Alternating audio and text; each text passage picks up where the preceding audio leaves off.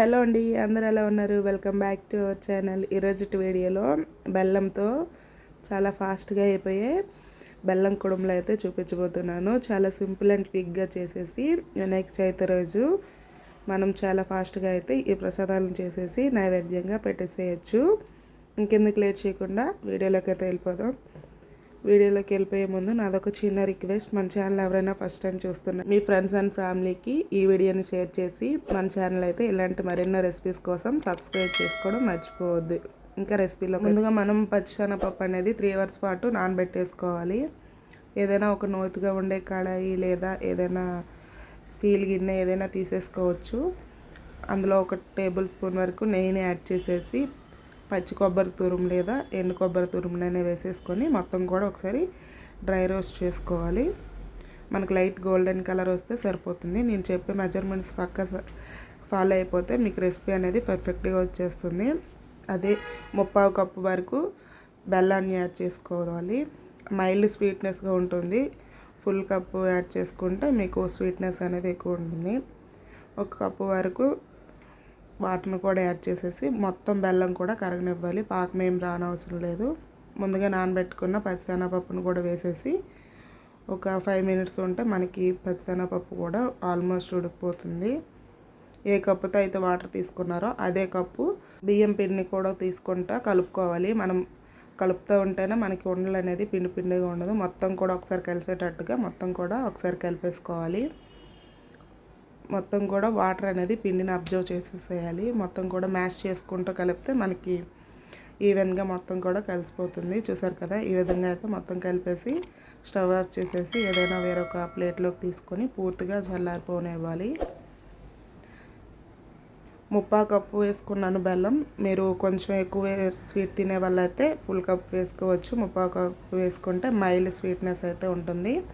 కొంచెం మీకు ఎలా నచ్చితే అలా వేసేసుకోవచ్చు. మైల్డ్ స్వీట్నెస్గా ఉంటేనే కొంచెం ఎక్కువ తినగలుగుతాం.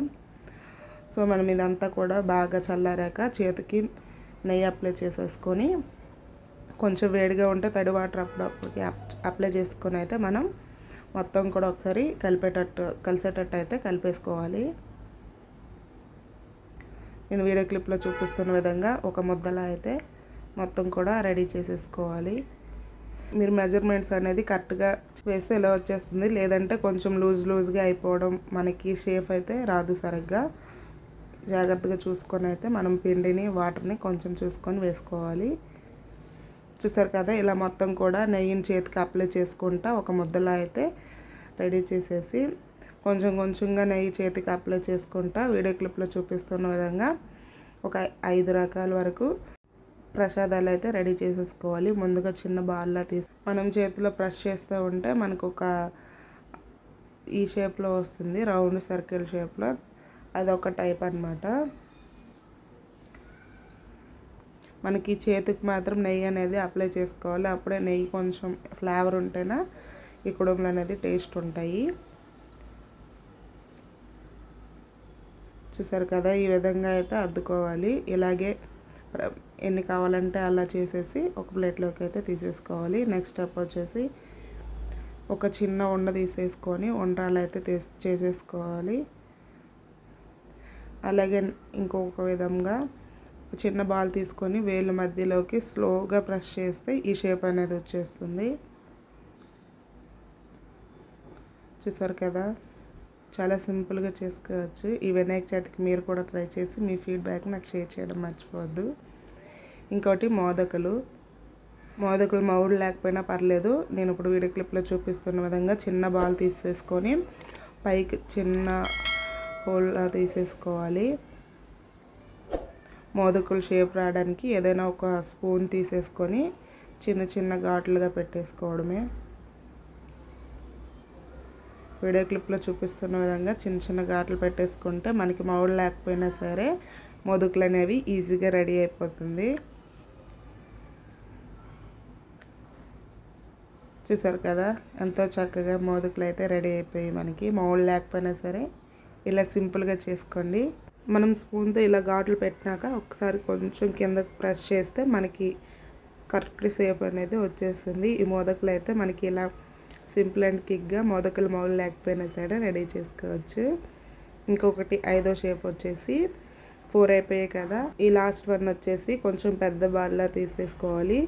పెద్ద ఉండ్రం తీసుకున్నాక దాన్ని కొంచెం చేతికి నెయ్యి అప్లై చేసేసి ఒక ప్రెస్ చేయాలి. సర్కిల్ షేప్ వచ్చినాక దానికి మధ్యలో ఫోల్డ్ చేసేసి నేను వీడియో క్లిప్లో చూపిస్తున్న విధంగా మనం చివరి వచ్చేసి జస్ట్ బొట్టలు వేణితో చూపుడు వేణితో జస్ట్ ప్రెస్ చేస్తే చాలు మనకి ఈ షేప్ అనేది వచ్చేస్తుంది. చూసారు కదా, చాలా సింపుల్గా 5 రకాల ప్రసాదాలు అయితే రెడీ అయిపోయి వీటిని ఇప్పుడు స్టీమ్ చేసేసుకోవాలి. ఏదైనా ఒక ఇడ్లీ పాత్ర తీసేసుకొని లేకపోతే స్టీమర్ ప్లేట్ ఉన్నా సరే అందులో పెట్టేసేయచ్చు. ఇడ్లీ పాత్రను తీసేసుకొని ఒకవైపు వాటర్ అయితే బాయిల్ చేసేసేయాలి. మొత్తం కూడా మనం నెయ్యి అప్లై చేసేసుకోవాలి. ఎన్ని ప్లేట్లు అయితే పడతాయో అన్ని ప్లేట్లకి నెయ్యి అప్లై చేసుకుంటే ఉడికేటప్పుడు ఆ ఫ్లేవర్ కూడా అందులో చేరుతుంది. మొత్తం కూడా ప్లేట్లోకి సర్ది పెట్టేసుకోవాలి. రౌండ్గా కొంచెం హైట్ తక్కువ ఉండేవి కింద పెట్టేసుకోవాలి. హైట్ ఎక్కువ ఉన్నమాట పైన పెట్టేసుకొని వీటిని ఇప్పుడు స్టీమ్ చేసేసేయాలి. ముందుగా స్టవ్ పైన వాటర్ పెట్టేసుకున్నాను.